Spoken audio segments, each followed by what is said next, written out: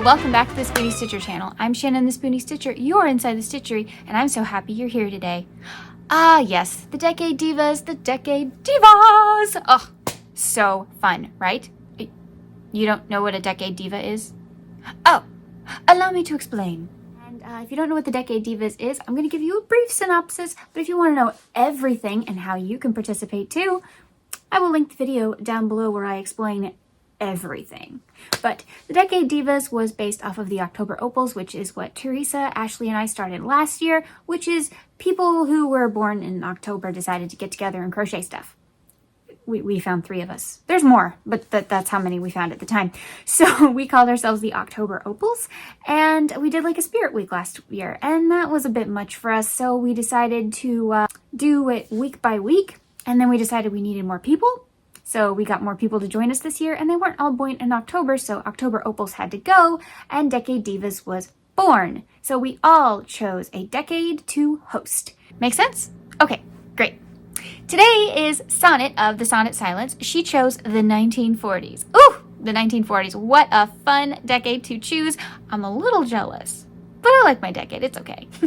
Ah, the 40s. The supper clubs, the dresses. Oh, the dresses women got to wear to go out to eat. They dressed up to go places. Why don't we do that anymore?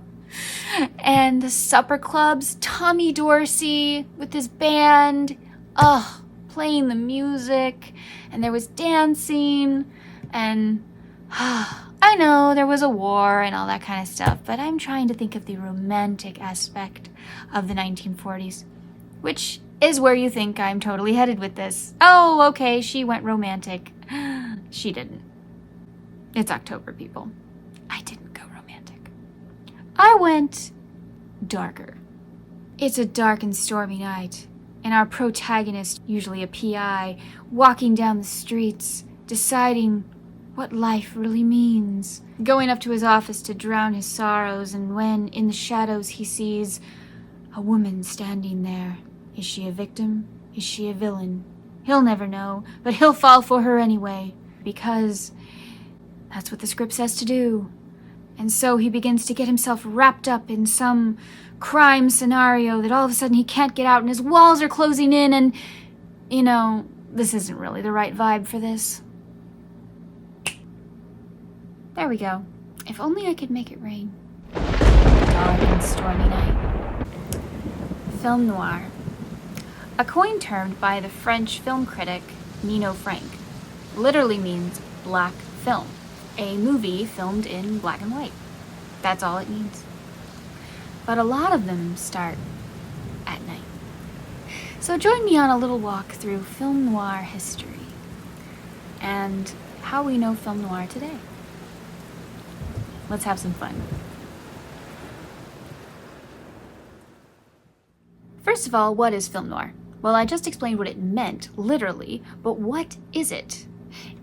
It actually is not a genre, because a genre takes place at a certain time in a certain place with certain characteristics. That is how a genre is made. Film noir can be made in any genre because it is more of a theme. Now, there are film critics who still debate this entire thing, but I am on the side of that makes a whole lot more sense to me because you can use film noir in any genre you wish, and they have. Because there are certain characteristics that you have to have in order to make something film noir, or if you go past the 60s, neo-noir. Some of the themes needing to happen to make something film noir are things need to happen by chance, or mischance, or fate, or destiny. Wrong place, wrong time, usually. Our protagonist is someone who is morally flawed. They are genuinely a decent enough person, but they make terrible decisions. They get themselves wrapped up in all of this mess. There's a feeling of entrapment, that the world is closing in on our protagonist. Everyone's out to get them, or they're trapped. Very important, a crime must take place. If a crime does not take place, it is not film noir. And then, of course, the femme fatale. Is she the villain, or is she the victim? That's usually part of the mystery. You have these characteristics, but you don't have to have all of them. When it comes right down to it, film noir is a crime film about everyday people in everyday situations who, through greed or lust or psychological failing, stumble into a crime scenario of some kind. It could be theft, it could be kidnapping, it could be murder, any number of things. Let's take a step back in history. So in the 20s, they were starting to make film, and there was no sound. Approaching the 30s, there started to be sound. And so they made all kinds of different films, and they experimented all the time. In the late 30s, we of course had the golden age, which we started to use color. And color was great, but it was experimental and expensive. So they started to make other kinds of films. So they started to make gangster films in the 30s, and those were great, but you couldn't take your family. So as we approached the 40s, we started to have more family-friendly things, or things you could at least take your family to, even if they were not, generated for families explicitly.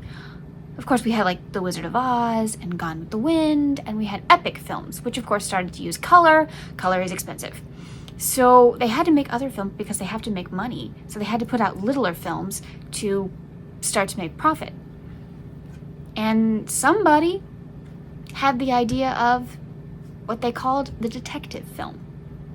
The detective film can either be an actual detective or a private investigator, usually a private investigator. And that is when we got film noir, which of course was not actually coined film noir until 1946. Thank you, Nino Frank. But it was more the detective film. And it had all the elements I just mentioned to you, including dark, shadowy backgrounds, and usually things happened at night to make it more mysterious. They started to have that detective sound. Oh, you know what I'm talking about. Humphrey Bogart, anyone? Sam Spade. I think Bogart should really thank the film noir for being a thing. Same with Lauren Bacall. I think that really boosted their careers.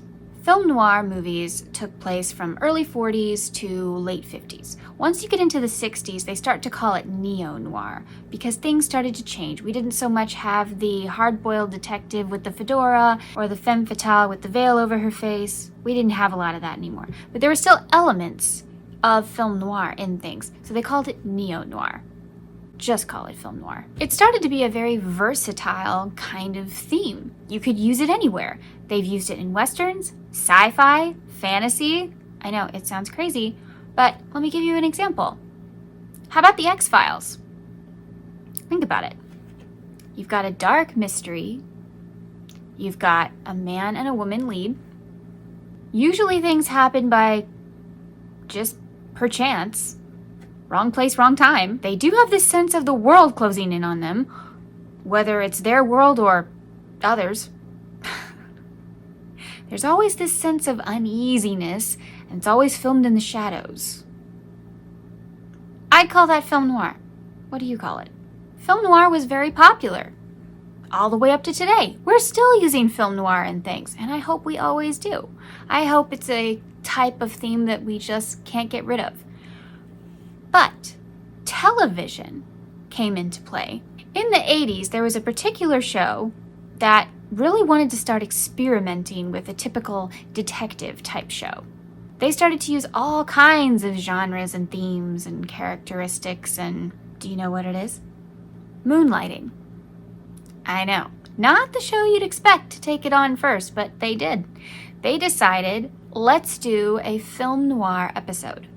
In fact, it is the most watched episode of the entire series. People loved it.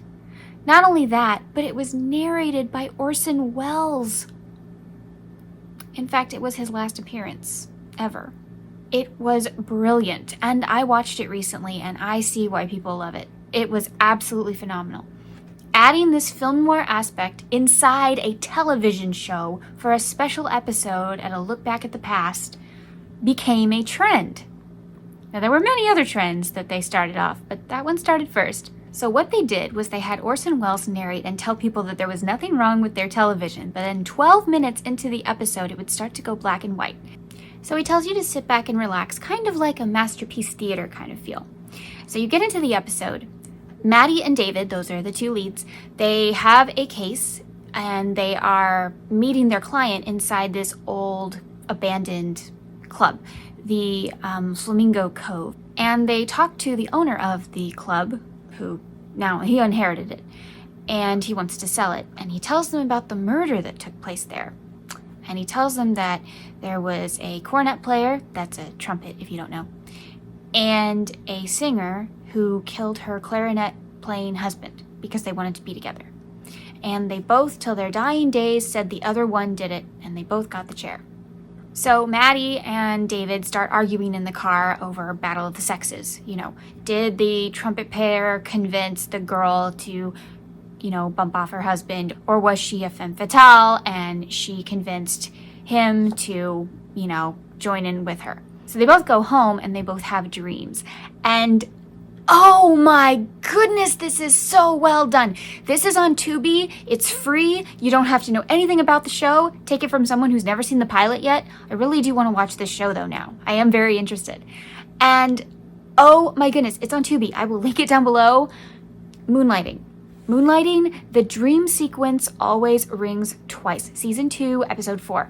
Love it. It is so phenomenal, especially if you love classic film noir films. They respected it to the full. It is beautifully done. They really did shoot in black and white so that nobody could colorize it for television, because TV was in color now. But they really wanted those sequences to be in black and white, and I'm so glad they did it. It's so beautiful. Maddie's is way different than David's. David has a Double Indemnity feel. If you've never seen that movie, it is considered one of the quintessential films for film noir. Barbara Stanwyck, Fred McMurray, genius film. I love this film. I want to watch this film now. It's October. It's spooky. Murder mystery, you know, love it. It is one of the best films out there. In my opinion, it was just so well done. So his dream sequence has a more of a Double Indemnity feel. Hers is more Streetcar Named Desire / Casablanca feel. I think that's what I'm getting from her. So very, very different points of view. I think that's interesting. Who did it?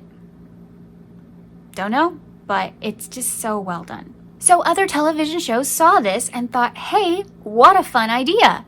I linked as many as I could think of down below with the season and the episode, so you could go watch all of these fabulous film noir type episodes. I'm going to talk about a few of them. I know you want to see what I made, but I can't tell you just yet, so please hang in there with me, okay? I hope you're still here, because we're going to take a fun ride. And I think you're going to like what I made. Okay, Murder, She Wrote.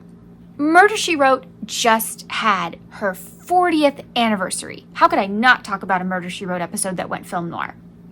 Couldn't skip that one. 40 years of that fabulous show. Ugh, I'm so sorry it had to end. I love Murder, She Wrote. I think it's fantastic. If you want to know what some of my favorite episodes are, I put it on my Instagram.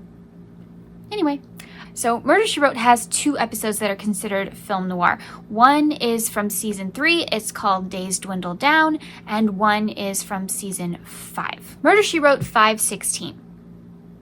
It feels like a hard-boiled detective story, which is funny because there's no detective in the entire story. Jessica is our detective, I guess.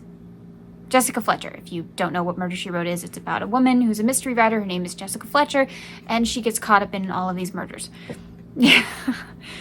Her friend is a writer, and they get stuck at a truck stop, and a murder takes place, and the protagonist, our writer, he dies, recording everything on his little tape recorder, and so Jessica and the sheriff sit in his office in the dark, in the shadows, and they play the story like he's narrating a Sam Spade movie. It's fantastic. I recently watched it again to prepare for this video, and I forgot how good it was. Oh, it's so good. It's got all the elements I mentioned, and they shoot the parts that he's talking about, the tape recorder, they shoot that in black and white. It's so good. It's even got rain. It's even got a stormy night. It's so good. So look up that one. The other one is from season 3 called The Days Dwindle Down. It was so interesting what they decided to do. They took clips from an actual movie, I believe it's called Strange Bargain, and they found the actors who were in that movie so they have younger versions of themselves for flashbacks. It's a completely different story than the movie, but it works. It's so cool. I recommend that one. Please watch that one. One of the weirdest ones is Boy Meets World in the 90s. They went Twilight Zone meets Casablanca. It's really interesting. I really, really like it. And if you like Casablanca, it's even more fun. But I recommend that one. I linked it down below. Other wonderful shows that has done this are Magnum PI, Matlock, Pretty Little Liars, Monk, Diagnosis Murder, Father Dowling, Smallville, Supergirl, and The Flash. They actually had a crossover episode that was a musical, but it was also film noir. It was very clever. It was very clever, and the music is actually good. But now we've come to the pièce de résistance, because this is why you're here and you don't even know it. One of my favorite shows decided to do a film noir episode, and I love it. It's called The Blue Butterfly, and the show is Castle. This episode was so well done, and I recently learned why it was done, and I thought it was phenomenal. The show Smash was doing really, really well, and Castle was doing well too, but they needed to do something new and different to grab their audience's attention, and they always wanted to do an episode where they went back in time. So somebody thought film noir would be a really interesting idea, especially for a detective story. So that's exactly what they did. Real briefly, Castle is a mystery writer. Kate Beckett is his muse. He is writing a fictional story about her. And he gets to follow her around because he's extremely wealthy and he's friends with the mayor. Okay, so he joins her on cases. They go to an abandoned club and they find an old diary from a PI in the 40s. And Castle asks if he can take it home and read it because it might be relevant to the case. Pretty much they doubt that it's relevant, but he just really wants to read it. And side note, I majored in criminal justice. He would have to sign a lot of paperwork and there'd have to be a lot of chain of custody stuff for him to be able to do that. But I digress. Anyway, he takes it home and he starts narrating like a hard-boiled detective. And so everybody in his life starts to take a part of this story. It's so good. They even let the actor who's really Irish, they let him have his Irish accent in this episode. So good. Oh, so good. Of course, I'm not going to tell you the story because it's a huge spoiler to even tell you anything else. But Beckett and Castle take the leads because, I mean, you know they're a will they, won't they couple, like, from the moment they meet in the pilot. So, but they take the leads and Kate plays Vera. Vera is the femme fatale. And she is wearing the blue butterfly. It's a necklace. A priceless necklace. I made my own version of the blue butterfly necklace. Ta-da! So this is an applique that I found. I would link the pattern down below, but it's not really a pattern. The person just kind of drew a picture and then kind of told you how they did it. And I couldn't figure out the body at all, so I just made my own body. So, but if you really want to know how to make it, just go to Pinterest and find a butterfly applique. And then I just bought some chain from Amazon that I could make my own length that I wanted it to. And then I added some jump rings on the edge. And I also added some lobster clasps and then I put it on my neck. So it's really cute. I like it. It doesn't look like the blue butterfly at all, but it's a blue butterfly. And I just thought it was super fun. This is a DK yarn. I used a 3mm. It was a 3 or a 3.25. I'm sorry I didn't write it down. It was a 3 or a 3.25, so really small hook to make this. And then I told you how I made the chain and everything, or bought the chain. So yeah. So that's my project that I did for the 40s. Do you like it? So that's it. I made the blue butterfly necklace because of the blue butterfly. And at the very end of the episode, Vera is wearing this absolutely stunning gold dress with her hair down and kind of to the side like mine. And so I'm wearing gold and the blue butterfly. Yeah. So I was really obsessed with this episode when it first came out. In fact, there was a beautiful wallpaper that some artist created and that you could download for free. And I downloaded it, and it was my wallpaper on my computer, I swear, like 5 years straight without a change. Even during Christmas, I was like, no, I love this screensaver or this wallpaper for my computer. I'm not getting rid of it. And I finally did, but I still have it in the files, of course, if I want it back. And I'm thinking I might. Maybe in January, because I really do like Christmas wallpaper. Well, I hope you liked this episode of the Decade Divas. Next week is my week. The 1950s. Woo! Come back for more fun. Remember to check out all the divas down below. I know their videos will be amazing. I'm so excited. We all went really different with our decades, and I just think that's part of the fun. I love film and television, so I wanted to include that in all of mine. So now you know that mine kind of has a theme. Did you see last week's with the 20s? My little bitty bear. Thank you so much for being here today. I hope you have a wonderful rest of your day. And as always, life happens, yarn helps, and spoonies can stitch it up too. Bye.